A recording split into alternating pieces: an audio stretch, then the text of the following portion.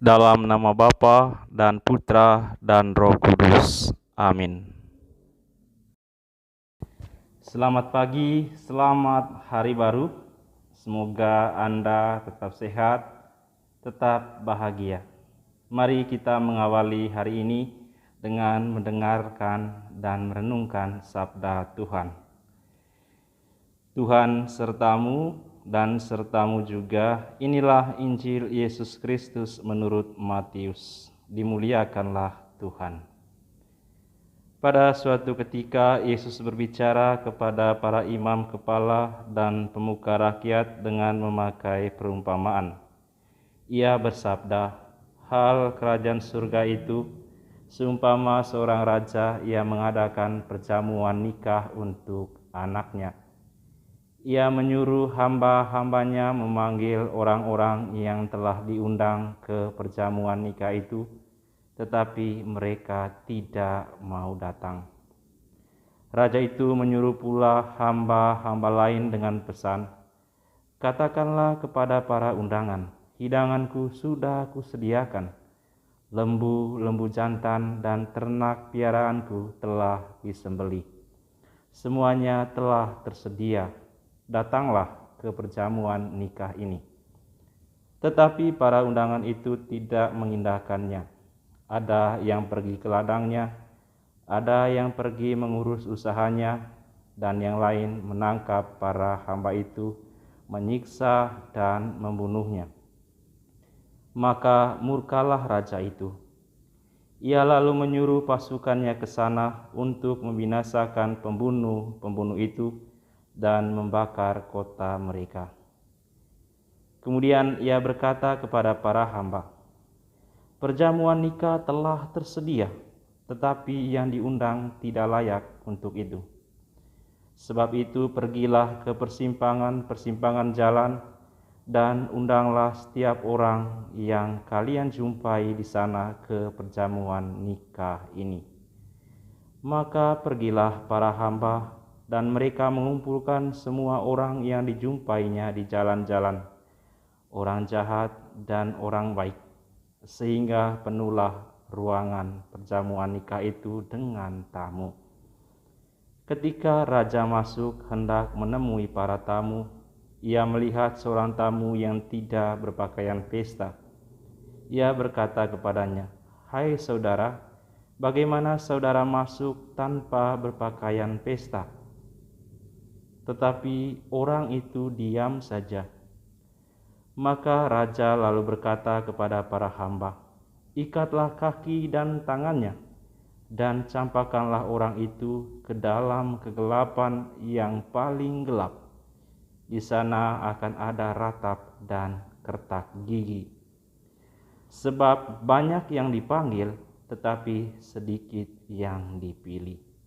Demikianlah Injil Tuhan. Terpujilah Kristus. Kerajaan surga itu seumpama seorang raja yang mengadakan perjamuan nikah untuk anaknya. Kerajaan surga itu seumpama seorang raja yang mengadakan perjamuan nikah untuk anaknya. Apa yang harus kita lakukan? Yang harus kita lakukan adalah datang ke perjamuan nikah itu. Kita harus hadir dalam perjamuan nikah itu atau menanggapi undangan sang raja. Apa syarat yang harus kita bawa? Yang harus kita bawa adalah pakaian pesta. Sang raja dalam perumpamaan tidak meminta kita membawa yang lain. Pakaian pesta bisa kita sebut sebagai kebajikan. Ada kebajikan manusiawi, ada kebajikan ilahi.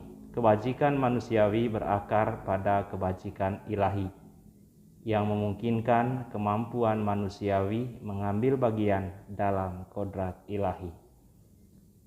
Dalam Gereja Katolik mengenal kebajikan manusiawi dan kebajikan ilahi. Kebajikan manusiawi memiliki 4 kebajikan pokok atau yang disebut juga kebajikan kardinal. Kebajikan-kebajikan ini sebenarnya sudah kita lakukan dalam hidup kita sehari-hari, kita perjuangkan, kita upayakan untuk terwujud dalam kehidupan kita. Apa saja kebajikan pokok itu? Yang pertama, kebijaksanaan. Yang kedua, keadilan. Yang ketiga, keberanian. Yang keempat, penguasaan diri. Keempat hal ini diharapkan supaya diwujudkan dalam kehidupan sehari-hari sebagai seorang pengikut Tuhan. Lalu apa itu kebajikan ilahi? Kebajikan ilahi adalah dasar, jiwa, dan tanda pengenal tindakan moral orang Kristen. Kebajikan ilahi ada 3, yaitu iman, harapan, dan kasih.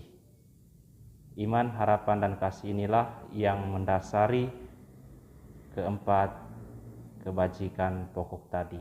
Iman adalah kebajikan ilahi yang membuat kita percaya kepada Allah dan percaya akan apa yang diajukan oleh gereja yang kudus untuk kita percayai. Dengan iman kita menanggapi pernyataan diri Allah atau perwahyuan diri Allah. Iman inilah yang sering kita hidupi.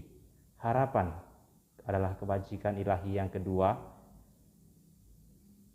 Kebajikan ilahi yang ini membuat kita merindukan kerajaan surga dan kebahagiaan kekal.